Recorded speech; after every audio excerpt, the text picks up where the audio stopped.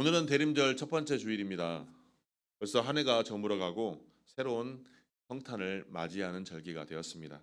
그런데 대림절을 묵상해 보면서 마음에 걸리는 말씀이 있었습니다. 그것은 무엇이냐면 왜 이 시대에는 기다림이라는 단어가 낯설게 느껴질까요? 왜 단어가 이 기다림이라는 단어가 왜 필요할까? 이러한 물음이 생겼습니다. 오늘 우리는 기다림을 잃어버리는 세대를 살아가고 있습니다. 어떻습니까? 무언가 검색하여서 누르기만 하면 바로 검색이 되어서 내가 원하는 것을 찾을 수 있는 시대입니다. 그리고 주문만 하면 어떻습니까? 오후 4시나 3시 전에 주문만 하면 바로 새벽에 집 앞에 도착을 합니다. 주문하면 바로 도착하는 시대. 무슨 정보든 즉시 확인할 수 있는 시대. 또한 내 마음이 흔들리면 언제든지 변할 수 있는 그러한 시대. 즉시 다른 길로 떠날 수 있는 시대. 요즘의 청년들은 어떻습니까? 아무리 큰 기업에 다니고 대기업에 다닌다 할지라도 조금만 마음이 변하면 즉시 이직을 한다고 합니다.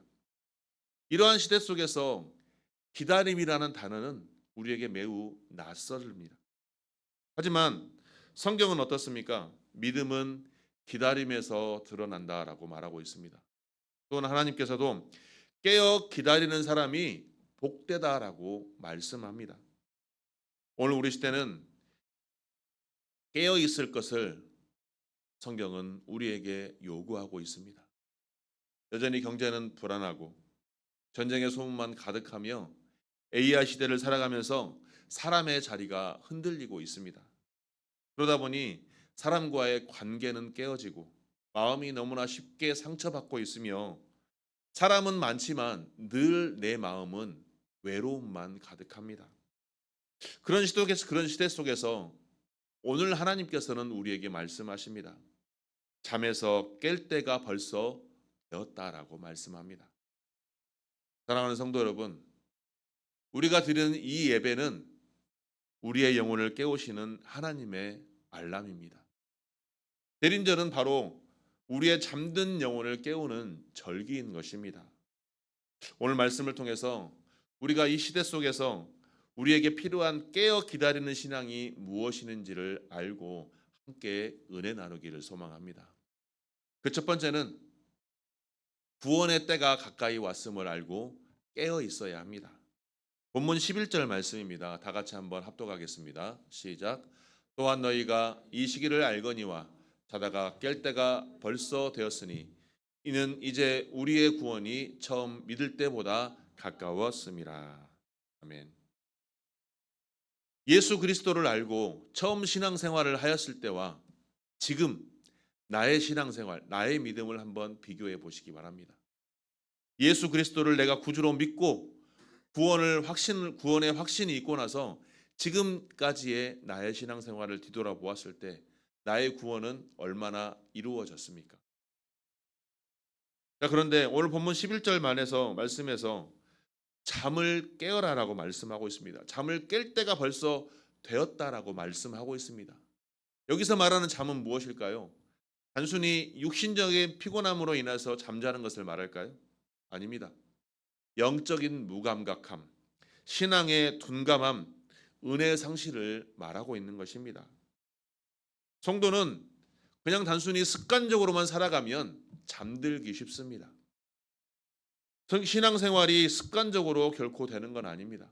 그냥 단순히 1년 52주 주일날 교회에 나오는 것만으로 신앙생활을 다 할 수 없는 것입니다. 자, 예배를 드리긴 합니다. 그러나 예배 안에 내 안에 감격이 없습니다. 찬양을 부르긴 하지만 내 영혼에 떨림이 없습니다. 기도를 하지만 내 마음이 하나님께 가 있지 않고 여전히 세상 가운데 가 있습니다. 말씀을 듣지만 어떻습니까? 말씀을 듣고 아멘 하지만 내 삶은 여전히 변하지 않습니다. 이러한 상태가 바로 영적인 잠을 자는 것입니다. 이상하지 않습니까? 늘 예배를 드리고 늘 찬양하고 늘 기도하고 늘 말씀을 보지만 우리의 영혼이 오히려 잠들어 있을 수 있다는 것이 정말 이상하지 않습니까? 자동차에 시동을 걸긴 하지만 기어를 넣지 않으면 차가 출발하지 않는 것처럼 우리의 신앙도 시동은 켜져 있는데 여전히 움직이지 않는 상태, 움직임이 없는 상태, 변함이 없는 상태가 바로 영적인 잠을 자는 것입니다. 그런데 우리가 이러한 영적인 잠을 잘 수밖에 없는 것들이 바로 이 시대 속에 그러한 우리가 영적인 잠을 잘 수밖에 없게 만드는 요소들이 많다는 것입니다. 정보가 너무나도 넘치는 홍수의 시대를 살아가고 있습니다. 또한 늘 하나님을 믿으며 신앙생활을 하지만 내 마음속에서는 늘 걱정과 염려가 가득한 홍수의 삶을 살아가고 있습니다. 또 남들과 비교할 수밖에 없는 삶을 살아갑니다. 또 육신적으로나 영적으로나 늘 피곤한 홍수의 삶을 살아갑니다. 어떻습니까? 요즘 젊은 사람들은 스마트폰 하나만 켜면 모든 것을 다 할 수 있습니다. 우리도 그렇습니다. 스마트폰 하나면 모든 업무를 다 해결할 수 있습니다. 하지만 스마트폰 하나 때문에, 이 핸드폰 하나 때문에 우리의 영혼이 너무나도 산만합니다. 우리의 영성이 깊어질 틈이 없습니다. 스마트폰 때문에 하나님의 말씀 볼 시간이 없습니다. 기도할 틈이 없습니다. 그래서 늘 우리의 영이 산만해져 있는 것입니다. 우리의 삶이 여전히 세상 속에서 그리스도인의 삶을 살아가야 함에도 불구하고 세상은 우리에게 늘 이렇게 말합니다. 피곤하니까 그냥 쉬어. 하루 종일 일했으니 그냥 네 편한 대로 살아. 네 감정이 최고야. 너만 잘 되면 돼. 이러한 세상 속에서 우리가 살아가다 보니 우리의 영이 하나님을 바라볼 수 있는 그 시선이 사라지고 있다는 것입니다. 그러나 하나님께서는 이러한 세상에서 지친 우리에게 말씀하십니다. 깨어라! 지금 그럴 때가 아니다. 깨어있는 사람은 과연 그런 어떤 사람이겠습니까? 깨어있는 사람은 바로 마지막 때의 마음으로 살아가는 사람입니다.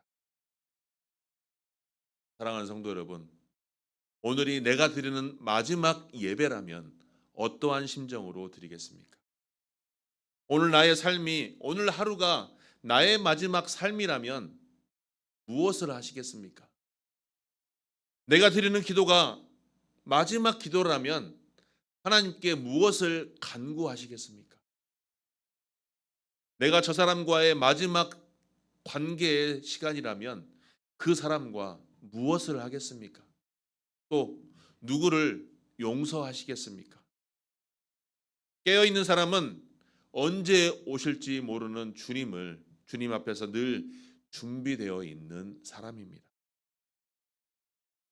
대림절 첫 번째 주일입니다. 대림절은 바로 이러한 모든 것을 회복하는 절기입니다. 대림절은 우리의 영혼을 깨우는 하나님의 초대입니다. 나의 무뎌진 감각을 깨우고 무뎌진 마음을 깨우고 잃어버린 감격을 회복하며 식어진 기도를 다시 불태우는 시간입니다. 다시 흩어진 마음을 모으고 하나님을 바라보지 못했던 시선을, 세상만 바라봤던 시선을 다시 하나님께 돌리는 귀한 회복의 절기 시간입니다. 오늘 우리의 예배를 통하여 그 회복이 우리 안에 일어나기를 소망합니다. 우리가 회복되어서 하나님을 다시 바라보며 우리 안에서 영적인 산만함이 아닌 영성이 다시 한번 깨어나면서 믿음의 사람으로, 성령의 충만한 사람으로, 은혜의 사람으로 회복되기를 주님의 이름으로 축원합니다. 둘째로 우리는 어둠의 일을 벗고 빛의 갑옷을 입어야 합니다. 본문 12절 말씀입니다. 함께 합독하겠습니다. 시작. 낮이 가까웠으니 그러므로 우리가 어둠의 일을 벗고 빛의 갑옷을 입자. 아멘. 사도 바울은 신앙인의 삶을 바로 벗고 입는 삶으로 오늘 말씀에서 비교하고 있습니다. 왜 그럴까요? 옷은 우리의 태도와 행동과 정체성을 보여주고 있기 때문입니다. 자, 우리의 삶 속에서 옷을 입는 것은 무엇일까요? 옷을 입기 전에 가장 무엇을 먼저 할까요?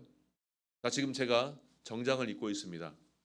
정장을 입고 있기 때문에 만약에 밖에 나가서 일을 해야 되면 무슨 옷으로 갈아입어야 될까요? 일을 하니까 작업복으로 갈아입어야겠죠.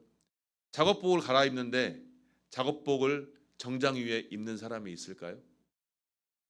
또 정장을 입고 일을 끝나고 나서 하나님께 예배 드리러 가기 위해 깨끗한 옷으로 갈아입으려면 작업복 위에 깨끗한 옷을 입습니까? 그렇지 않죠. 자, 옷을 입기 전에 가장 먼저 하는 일은 무엇입니까? 지금 입고 있는 옷을 벗고 다른 옷을 입는 것입니다. 죄도 그렇습니다. 어둠도 그렇고요. 중독과 상처도 미움도 그렇습니다. 벗지 않으면 새로운 것을 입을 수가 없는 것입니다. 자, 많은 성도들이 은혜 받지 못하는 이유가 무엇일까요? 지난날의 내 삶 속에서 벗지 않는 상태에서 은혜만 입으려고 하니, 은혜만 받으려고 하니 내 안에 벗어버려야 될 어둠들을 벗어버리지 못하고 은혜만 받으려고 하니 은혜가 제대로 입혀지지 않는 것입니다. 그렇다면 우리가 벗어야 될 그러한 어둠의 세력들은 무엇일까요? 첫 번째는 무기력과 우울감입니다. 이 시대는 무기력과 우울감이 너무나도 많은 시대 속에 살아가고 있습니다. 많은 사람들이 이 무기력과 우울증을 너무나도 많이 겪고 있습니다. 그런데 그러한 것은 바로 사단의 역사임을 우리가 분별할 수 있어야 합니다. 영적인 공격을 사단이 우리에게 심어놓고 너는 할 수 없어. 나는 아무것도 안 돼. 이미 늦었어. 나는 아무런 가치가 없는 사람이야. 그러니 아무것도 할 수 없어라고 우리에게 늘 공격하고 있는 것입니다. 만약에 그런 생각이 든다면, 그러한 우울한 기분이 든다면 단순한 기분이 떨어지는 것이 아니라, 단순한 컨디션이 떨어지는 것이 아니라 사단이 우리의 영혼을 무너뜨리는 어둠의 세력이 나를 공격하고 있다는 것을 분별하면서 그 어둠의 옷을 온전히 벗어버려야 하는 것입니다. 어둠의 옷을 벗으려면 어떻게 해야겠습니까?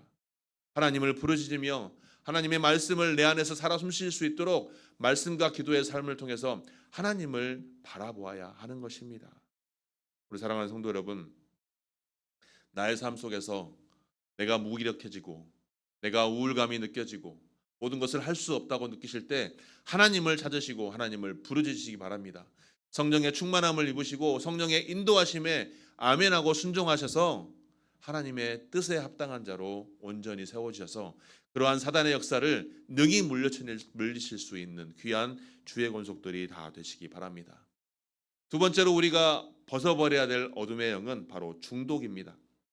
요즘에는 무슨 중독이 많을까요? 스마트폰 중독, SNS, 쇼핑, 유튜브 이러한 중독들이 너무나도 많습니다. 또 마약에 중독된 사람들도 많으며 알코올에 중독된 사람들도 너무나도 많습니다. 그런데 이러한 중독은 무엇일까요? 우리의 영혼을 갉아먹고 있는 중독입니다. 근데 가장 위험한 것은 무엇입니까? 중독을 중독으로 인지하지 못한다는 것입니다. 이 정도는 괜찮아. 오늘 한 번인데 어때? 다들 이 정도는 하지 않아? 라고 생각하면서 중독에 대한 어둠의 옷을 벗어버리지 못하는 것입니다. 중독에 대한 어둠의 옷을 벗어버리려면 어떻게 해야 되겠습니까? 마찬가지입니다. 하나님을 바라봐야 합니다. 하나님께 내 시선을 돌려야 합니다.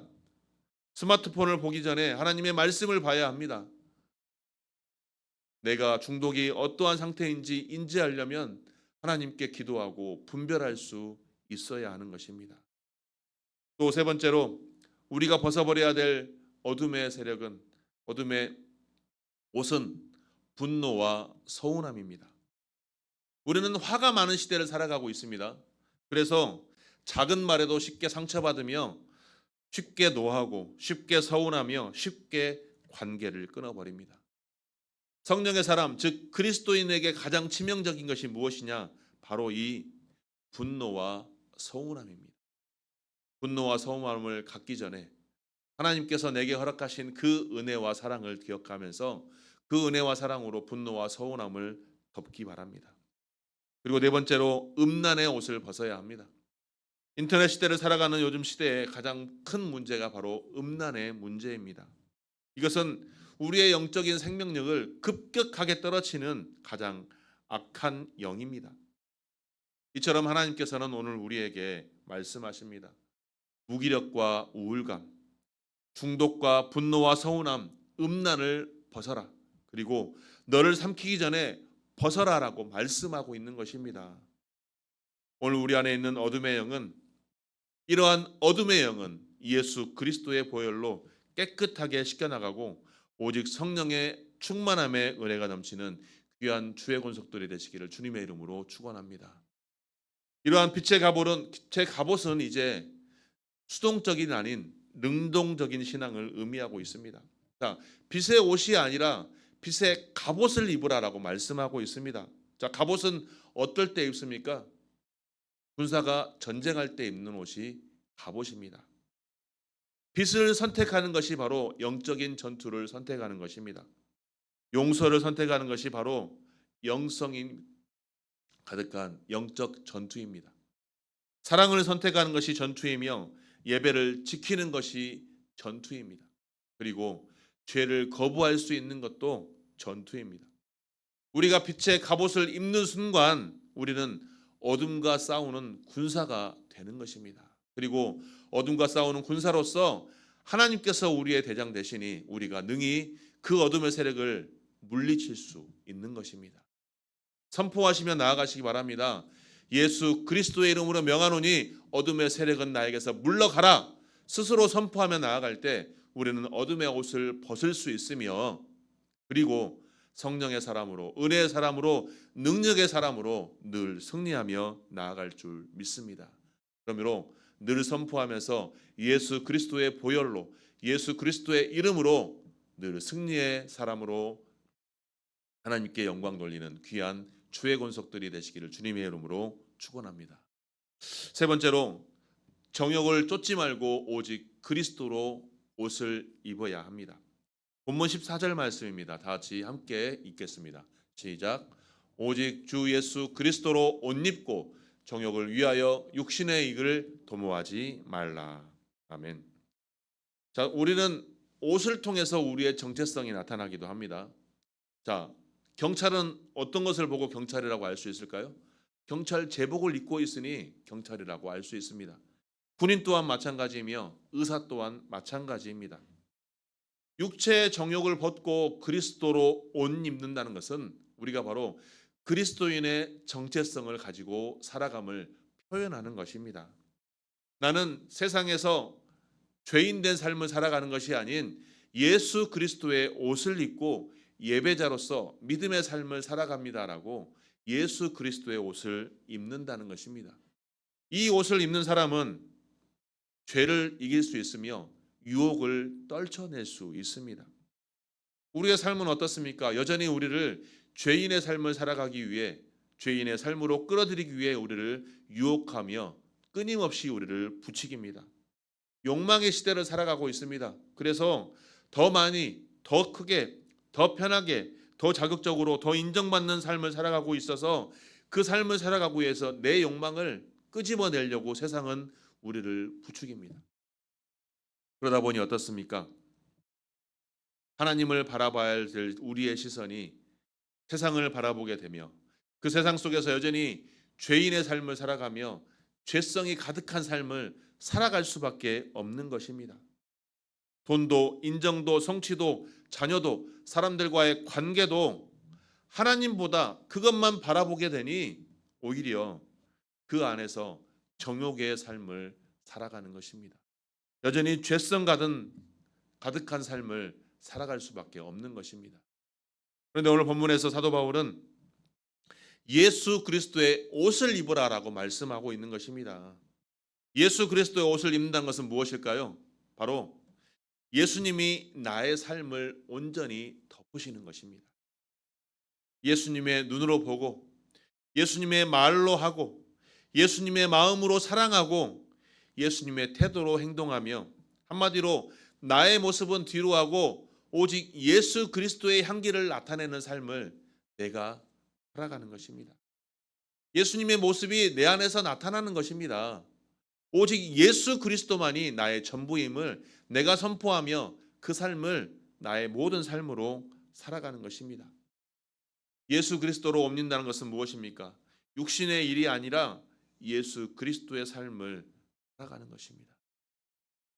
그러한 삶이 오늘 저와 여러분의 삶이 되기를 주님의 이름으로 축원합니다.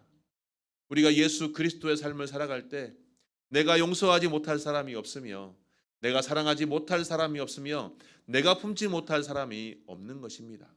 특별히 대림절 기간을 맞이하여서 다시 오실 주님을 우리가 소망 가운데 기다리며 예수님이 나의 주인이시며 예수님이 나의 전부이십니다 고백하며 나의 삶을 통하여서 예수님의 향기가 나타난 삶을 살아가시기를 주님의 이름으로 축원합니다.